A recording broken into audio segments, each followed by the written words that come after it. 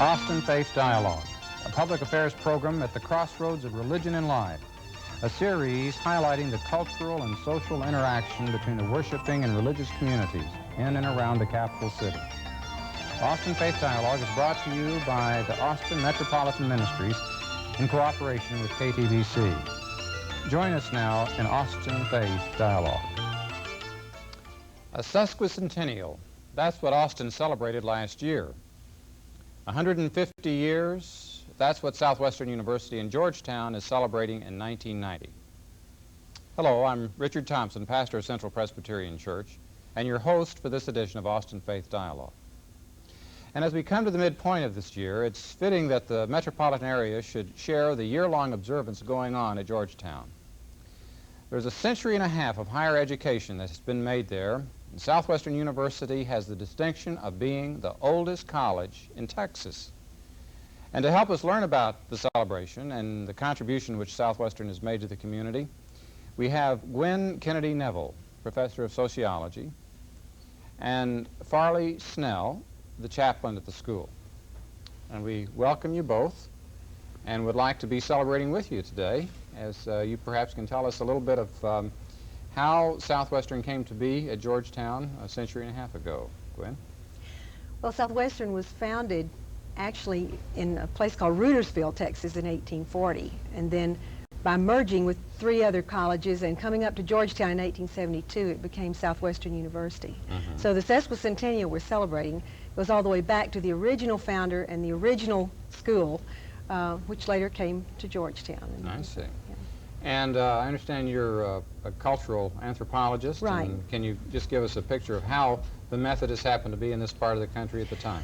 Well, of course, in that time period, there was a tremendous westward movement from coming from New England down in through the deep south and across into Texas. And Methodists, Presbyterians, Baptists, everyone who came here brought churches and universities. And Southwestern was one of several schools that were founded around the same time period as a way of bringing literacy and reading the Bible and civilization, in quotes, as the Methodists and Baptists and Presbyterians saw it, coming to the frontier. So it wasn't just churches that they were starting, but other kinds of institutions. Right. Churches and schools, colleges, seminaries, prep schools, and so it went along with the foundation of towns. And this was another thing that was going on at the same time in the Midwest as well. So Texas was a part of a kind of national movement of founding colleges at this time period. Okay. Could you tell us, Farley, about the connection between the Methodist school in Georgetown and that one in Dallas that we know as SMU?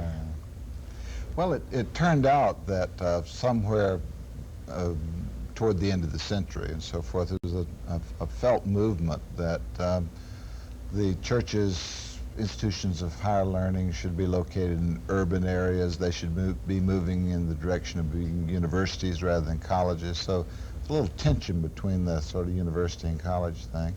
And there was an attempt to move the school to Dallas, and the resistance allowed the school to stay in Georgetown, but the president of Southwestern University went to Dallas and became the first president of Southern Methodist University. So we're the sort of mother school of SMU in that sense. I see. And your location there in Georgetown is one that we have a bit of footage on, and I think it might be helpful to our viewers to just have a perspective on that. And as we would have an aerial view here, perhaps you can just give us a little bit of a sense of what are some of the highlights of the institution geographically. Well, that building is the administration building. You could see in the background the chapel, which is a fairly central feature of the campus. And the campus is located very tightly together as a sort of separate world, really. It's not spread out all over Georgetown. Not spread out all over Georgetown, that's right. Yeah. And the extent to which it has been an important part of the Georgetown community since, you said in 1870 it moved there, accounts maybe for, before the show you were telling me about the Brown connection. You might share that with our audience. Well, one of the main benefactors of Southwestern University is the Brown Foundation of Houston, through which we have been given major endowment for 5 chairs, and for the Brown Symposium, there's a name on our college called the Brown College of Arts and Sciences. And this foundation was started by Herman and George Brown and their wives. The wives both went to Southwestern University, and the 2 men are local Georgetown people, and they started Brown and Root Incorporated, and later put a lot of their efforts at philanthropy and so forth into Southwestern University. So we've been very fortunate in having that connection with the Brown family over the years, who were local Georgetown people. So the Browns of the Brown and Root that started there were like in construction and that sort of thing? Right, yeah. The story goes that they started their company with a mule team and a grader, and they were building roads in Williamson County. And so from there, of course, they moved to be a national and international company. Right. Southwestern has remained connected. Yeah. And you've continued to benefit from their Very much so, generosity. yeah. Exactly, yeah. Now, one of the things, too, from the religious standpoint, how do you see, Farley, the impact of Methodism through the school, both benefiting from that and contributing to it? You're the chaplain there. And how would you just, in terms of its alumni, the religious difference that school has made?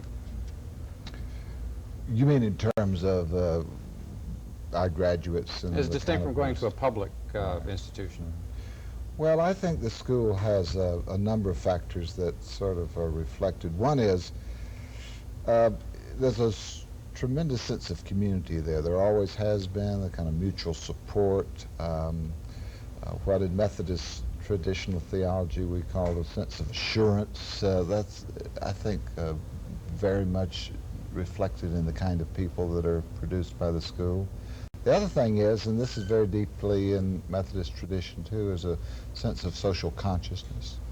I think our graduates have shown themselves across the country to be the kinds of professionals, teachers and doctors and lawyers and citizens, that when they come back and I meet them, I am deeply impressed with the kind of contribution they're making in their communities and professions and institutions.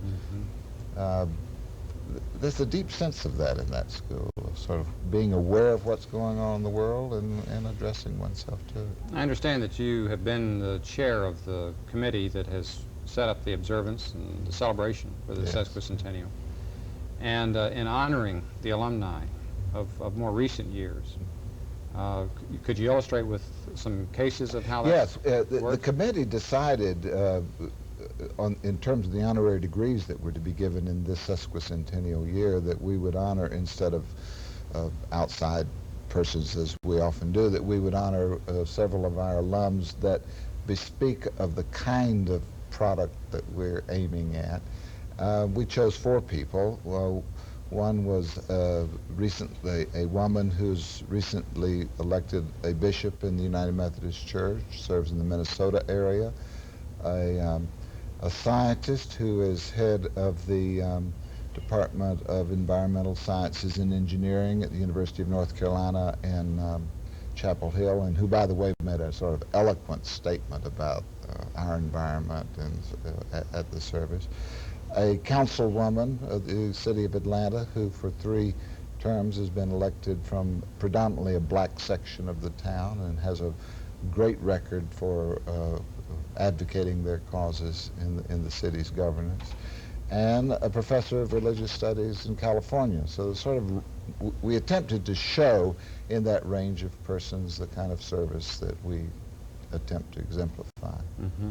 In other words, these would not be people whose names you might recognize instantly, but who are making a difference in their communities where they've gone, and who've been shaped by the values that come from having gone to Southwestern. Yes, no question. And I would like to do one more just bit of looking back before we look ahead. We have one other visual here of, I think it was probably the oldest of the buildings at Georgetown, and just give us a comment on that if you would, Gwen. Well, that's one of the buildings from what's called the old campus, and it's no longer standing, built in the late 19th century.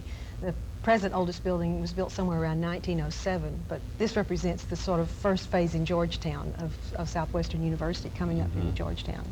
Now this was just some of the same era as the University of Texas. Right. Came within 10 years or so of that, and One of the interesting things about that little bit of history is that Southwestern was originally called Texas University. And when the University of Texas got started, of course, then Southwestern was asked to cede the name or give the name back over so that the UT could have that name. So I see. you see, we're parent to more than one institution. Okay, well, I'm not sure that they've given you full credit on that, but we'll at least do that on this show.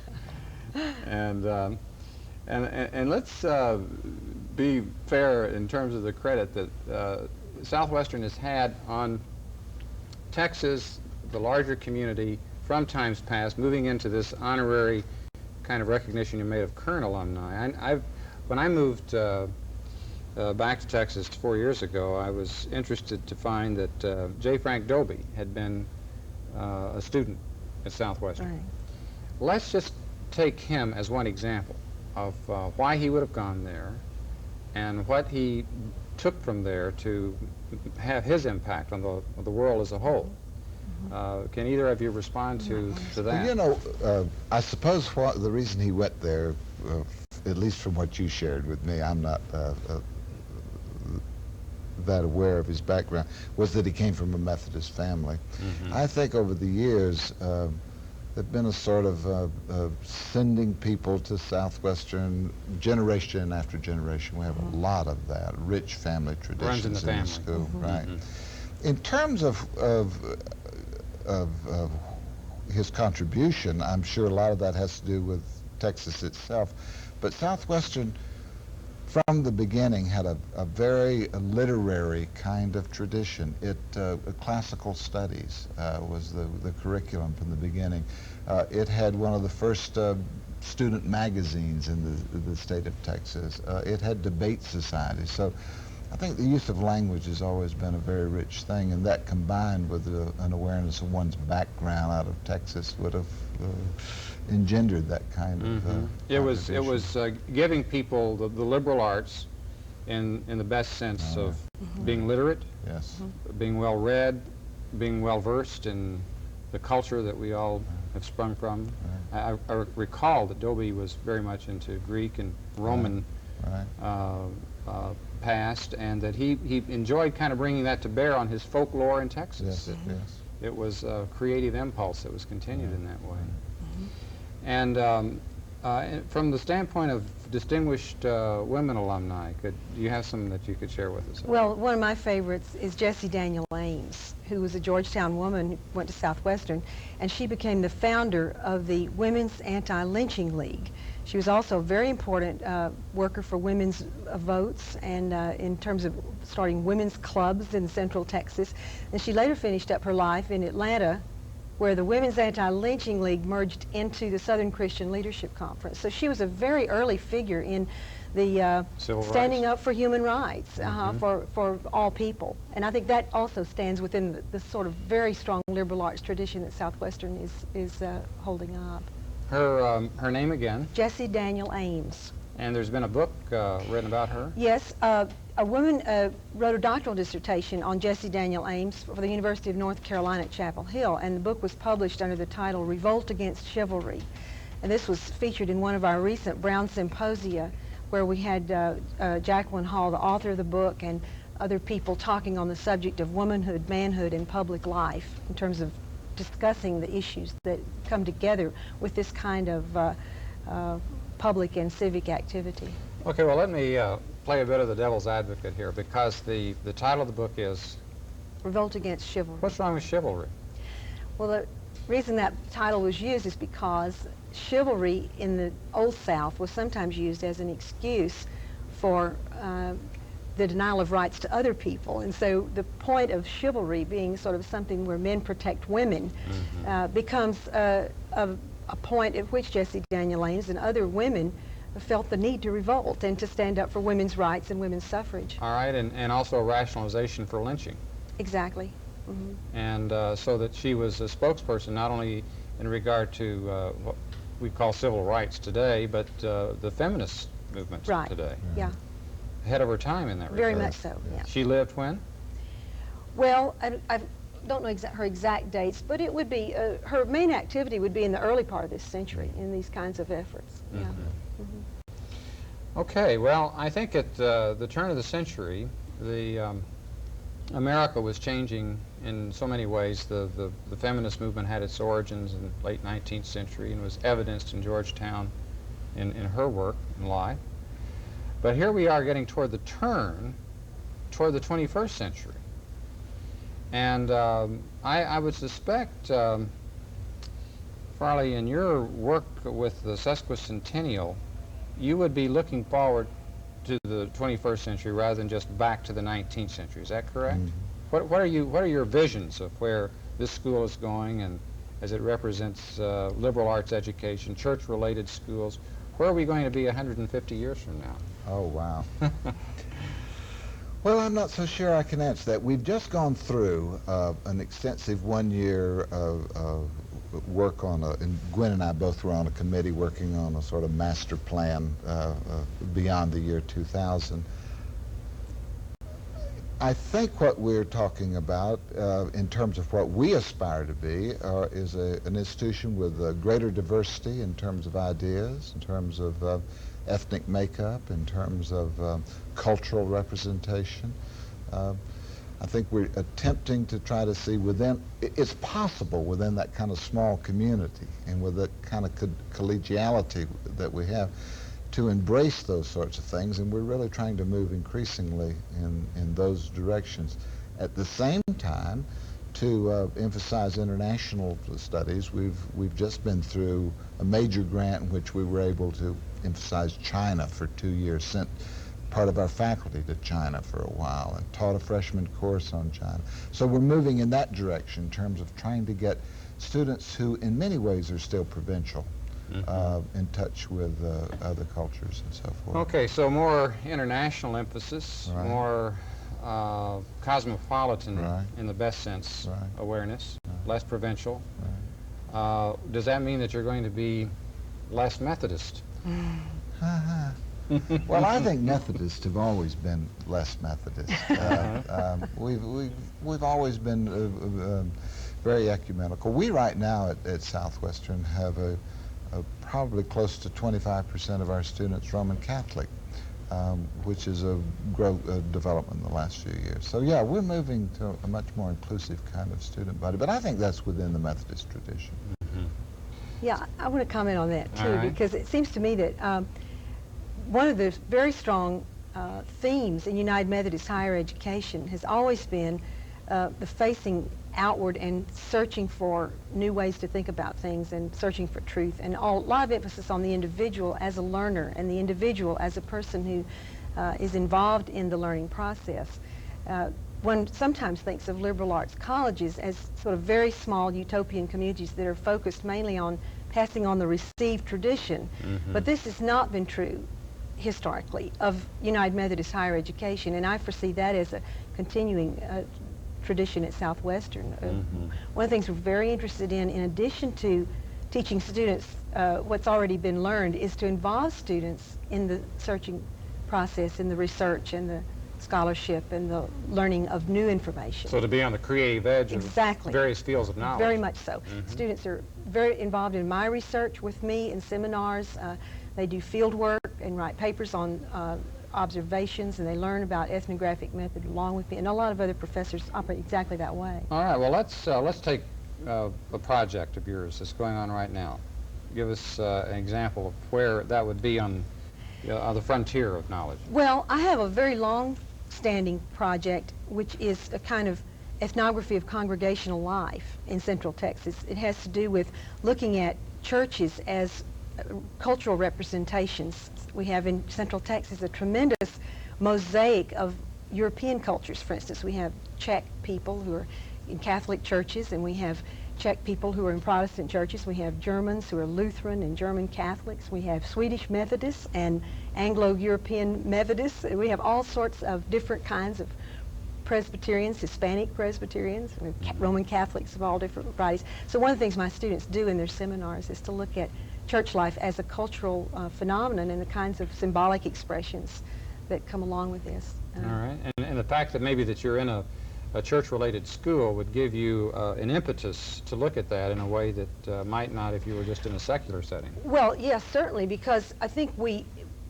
teach a course in the sociology and anthropology of religion, which helps students to get a handle on looking at how important religion is to all people in all times and places, cross-culturally. And it's not a course that teaches one particular doctrine, and this type of work fits in with that. Okay. Let's look at it from a spiritual standpoint, as distinct from a sociological, because as a chaplain, you're coming at folks with that passion to see beneath the surface and into the depths in that way. What's it like being a chaplain where you are now compared to maybe what it was like when you started in your work? Is there a change, and are you experiencing that particular way at Southwestern? Well, it's hard for me to identify a way in which I feel it really has changed. I worked originally on large campuses as a campus minister, and that was an entirely different experience. Where were you before you came here? Well, I was at Indiana University before I came here, and before that, the University of Miami in Florida.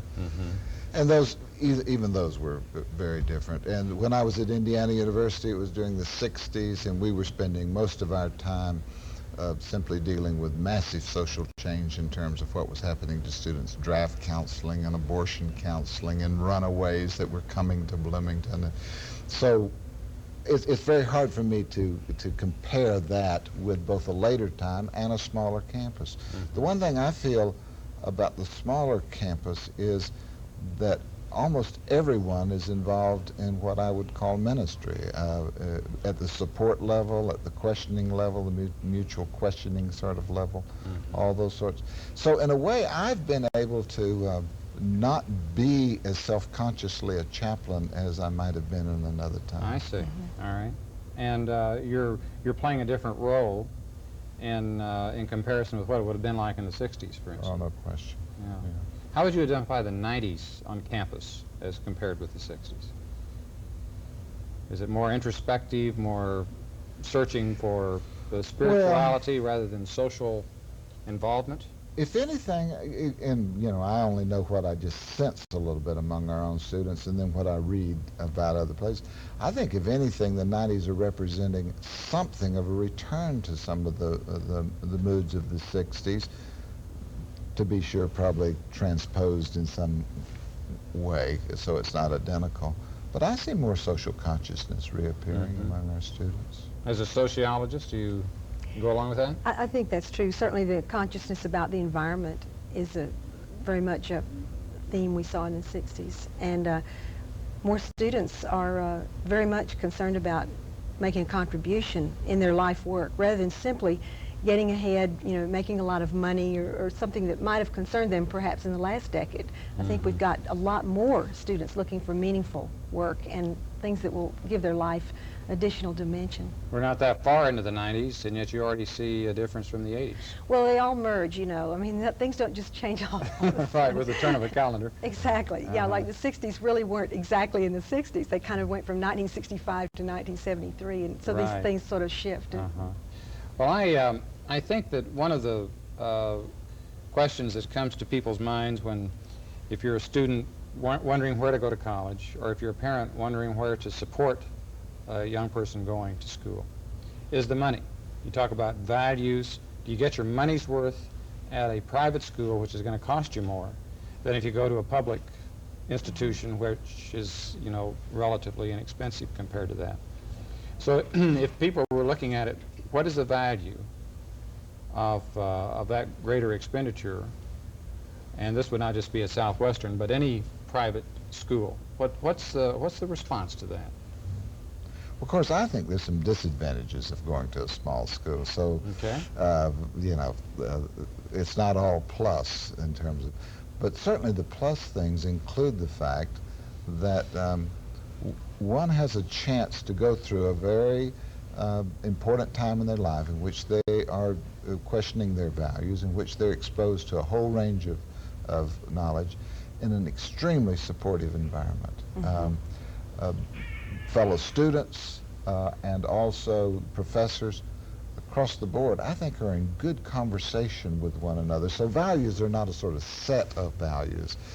It's the way we run our lives at a place like this that I think provide a kind of emotional support and a way of investigating intellectual questions. You know, I've heard it said that the purpose of higher education really, in its essence, is not to provide a way of making a living, but of finding a way of life that is formative in all kinds of ways. And you're, in the time that we have left, Gwen, could you just give us your view on that formative aspect of it?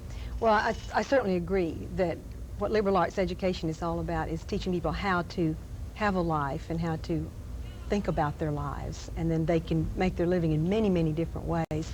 And I think we do provide that as a small-scale institution where people can learn together and learn how to learn and learn how to keep learning for the rest of their lives. Okay. Well, you've helped us in that process of learning today, not only about Southwestern, but about what higher education is all about.